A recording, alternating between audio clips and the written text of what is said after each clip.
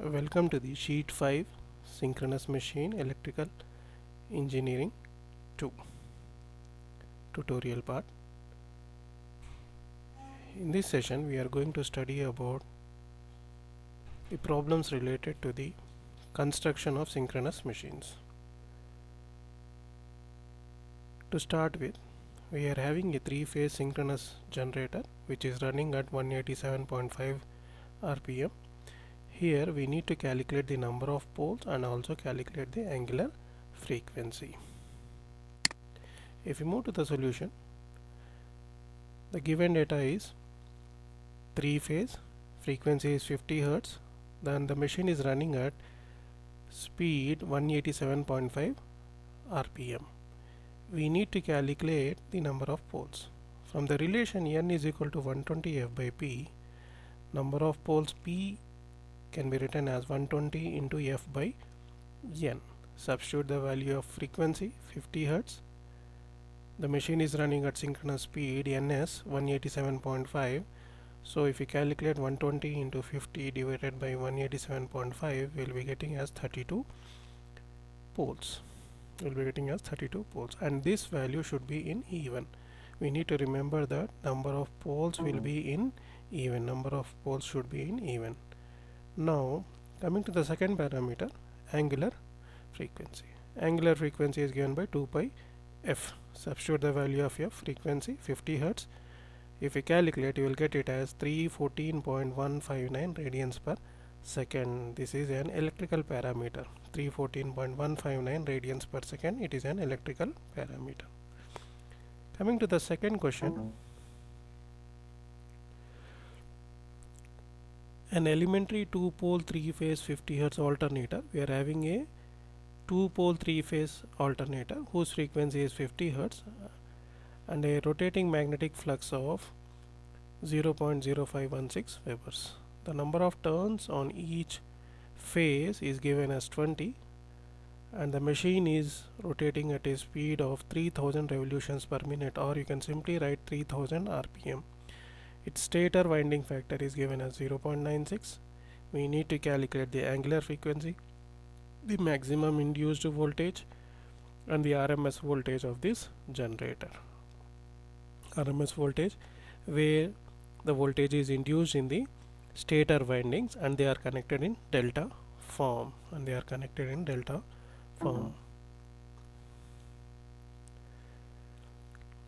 To start the problem, let us write the given data.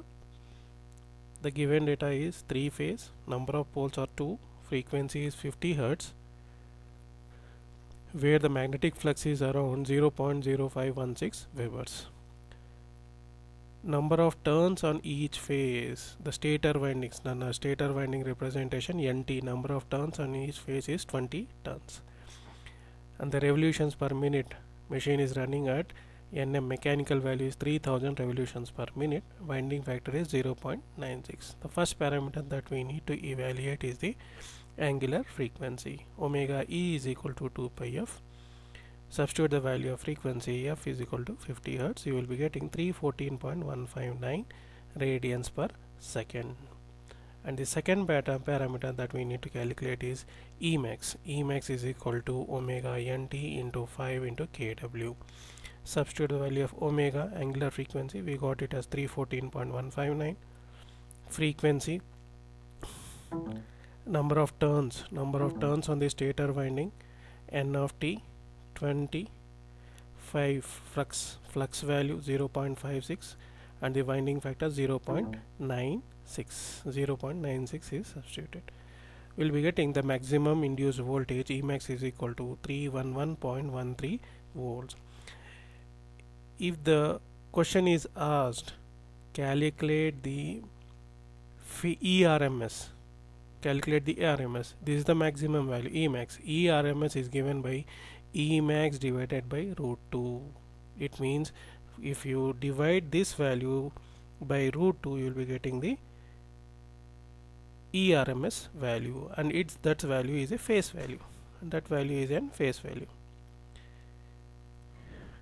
Third parameter, see, If the stator winding are connected in delta, the RMS voltage of the generator is EA is equal to E max by root 2. Just we are dividing this value divided with a factor called root 2. You will be getting 220 volts with a factor called 220 volts. Coming to the third problem.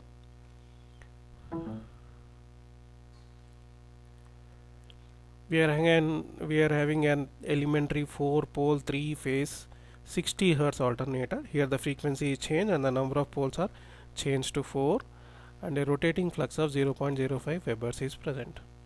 The number of turns in each phase of the coil is 15 if the shaft speed is 3000 revolutions per minute and its stator winding factor is 0.9. Determine the angular frequency, the maximum voltage induced, the RMS phase voltage of this generator if the stator windings are connected in delta. It is the same problem, almost same problem. The given data, P is equal to 4, number of phases are 3, flux circulating is 0.05 Webers, number of turns are 15, number of turns in the stator winding, and the machine is running at 3000 RPM. The winding factor kW is equal to 0.9, frequency is 60 Hz. This is the given data. To start with, the first effective parameter is the angular frequency, and this angular frequency is given by 2 pi f. Substitute the value of f as 60 Hz. When you substitute the value of 60 Hz, 376.99 radians per second. For 50 Hz, the angular frequency, check the angular frequency, 314.159. These values are constant. Omega value. When we represent a sinusoidal waveform, we represent it with Vm sin omega t. That omega value, Vm sin omega t, that omega value of the sine function is this 376.9 for 60 Hz, and for 50 Hz it is 314.16. Coming to the next parameter, maximum induced voltage, maximum induced EMF. Maximum induced EMF is given by angular frequency, number of turns, flux into winding factor.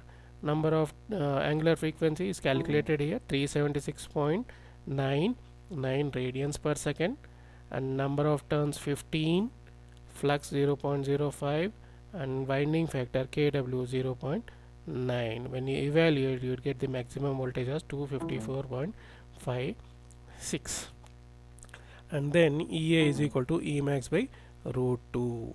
Substitute the next parameter is calculate the RMS value of each phase. E max is equal to E max divided by root 2, which is equal to 254 divided by root 2, 179.93 volts you will get. Now if the same question is this is for delta connected system. It is for delta connected system, where if you check the question, here it is saying that the stator windings are connected in delta. For delta, V phase and V line voltage will be same. This value is the phase voltage. What we have evaluated, this voltage is the phase voltage.